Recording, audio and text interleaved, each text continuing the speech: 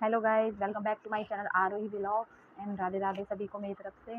जैसे कि आपको पता है कि अभी जन्माष्टमी गई है और सभी ने अपने घर में जन्माष्टमी खूब धूमधाम से बनाई। तो आप सभी को पता होगा कि जन्माष्टमी में ठीक 6 दिन बाद कान्हा जी की छठी आती है। जैसे कि हमारे घर में कोई बालक होता है तो हम उसकी छठी बनाते हैं 6 दिन बाद, तो इसी तरीके से कि कान्हा जी की 6 दिन बाद छठी आती है तो उसे भी हम खूब धूमधाम से बनाते हैं। तो आज मैं आपको इस वीडियो में ये बताऊंगी कि कान्हा जी की छठी कैसे बनाई जाती है और कान्हा जी की छठी वाले दिन हम क्या क्या करते हैं। तो सबसे पहले तो छठी वाले दिन हम सुबह-सुबह कान्हा जी को स्नान करवाते हैं, पंचामृत से स्नान करवाते हैं।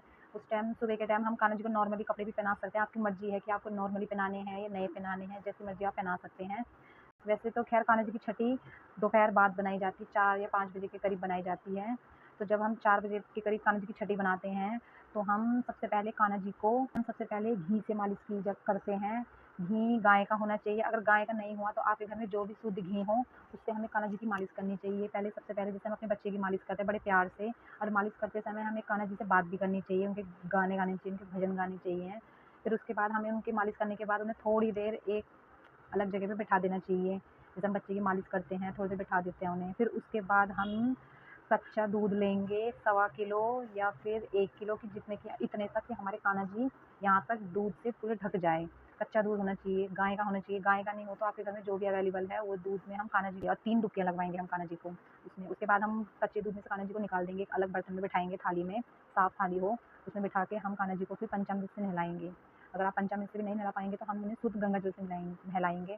और अगर आपके घर में शंख है, जो शंख बजाने वाला होता है, उसमें पानी डाल के हम कान्हा जी को अगर उससे स्नान कराएँ तो बहुत अच्छा होता है। अगर आपके घर में वो नहीं है, तो आप खाली पानी से भी नहला सकते हैं। तो उसके बाद हम कान्हा जी को नहलाने के बाद उनको उनके टॉवल से अच्छी तरह पोंछेंगे, उनका शरीर पोंछेंगे, जैसे हम अपने बच्चे का पोंछते हैं। फिर उसके बाद सबसे पहले हम कान्हा जी की थोड़ा-सा इत्र लगाएँगे। अगर आप इत्र कान्हा जी के शरीर में नहीं लगा सकते हैं, तो आप उनके कपड़ों में भी हल्का-हल्का, हल्के हाथ से इत्र लगा सकते हैं। तो हम जब कान्हा जी के इत्र लगा देंगे, उसके बाद हम कान्हा जी को नए वस्त्र पहनाएँगे। तो छठी वाले दिन कान्हा जी को नए कपड़े पहनाए जाते हैं, वो भी पीले रंग के। तो आप चाहे अपने घर में भी बना सकते हैं या दुकान से भी खरीद के ला सकते हैं, पीले कलर के वस्त्र। तो हम कान्हा जी को प्यार से पीले रंग के वस्त्र पहनाएँगे और हम उन्हें वस्त्र पहनाते समय भजन गाएँगे कान्हा जी के अच्छे-अच्छे, और उनसे बातें करेंगे। फिर हम उन्हें नई-नई ज्वेलरी पहनाएँगे, मुकुट पहनाएँगे, बाल पहनाएँगे उनके। और हाँ, उनके कान्हा जी के हाथ में नजरिया हम ज़रूर पहनाएँगे, क्योंकि आज के दिन कान्हा जी की छठी होती है तो उनको नज़र भी लग जाती है।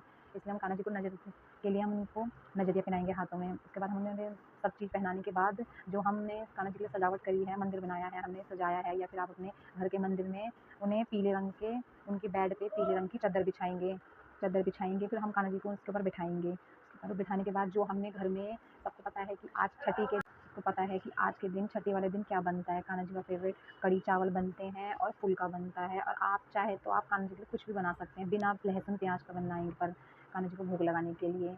तो हो सके तो आज के दिन आप प्याज ना ही खाएँ तो अच्छा है, रसोई घर में आप प्याज का कुछ भी ना बनाएँ तो अच्छा है। साफ़-सुथरी जगह पे कान्हा जी का खाना बनाएँ छठी का, कढ़ी चावल। कान्हा जी को कढ़ी चावल बहुत पसंद है।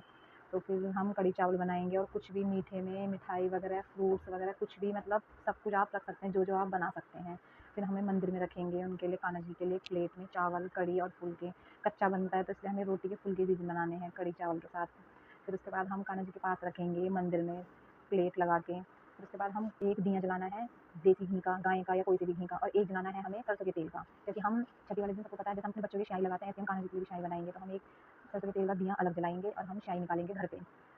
तो फिर उसके बाद हम स्याही पालेंगे, हमारी स्याही जो निकल जाएगी थोड़ी-सी, इसलिए कान्हा जी की आँखों में लगाएँगे, और उस स्याही को फिर हम घर में सब लगा सकते हैं, अपने छोटे बच्चों के, हम अपने सब लगा सकते हैं। फिर उसके बाद हम कान्हा जी की पूजा करेंगे, और पूजा करने के बाद फिर हम कान्हा जी को भोग लगाएँगे। हम फिर थोड़ा भजन कीर्तन जो भी है अपने घर में 2-4 जने सब मिल के करेंगे। फिर उसके बाद हम कान्हा जी को भोग लगाने के बाद उस प्रसाद को, कान्हा जी का जो भोग लगा हुआ प्रसाद है, उसे हम सारे खाने में मिक्स कर देंगे। फिर उसको हम सबको बाँट देंगे, जिस-जिसको आपको बाँटना है उस-उसको हम बाँट देंगे उस खाने को।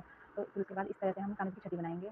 तो अगर आपको हमारी वीडियो पसंद आई तो प्लीज़ हमारे चैनल को सब्सक्राइब कीजिए, वीडियो को लाइक कीजिए, कमेंट करके ज़रूर बताना कि आपको हमारी ये छठी की वीडियो कैसी लगी। तो चलिए हम आपसे अगली वीडियो में मिलते हैं, तब तक के लिए राधे-राधे।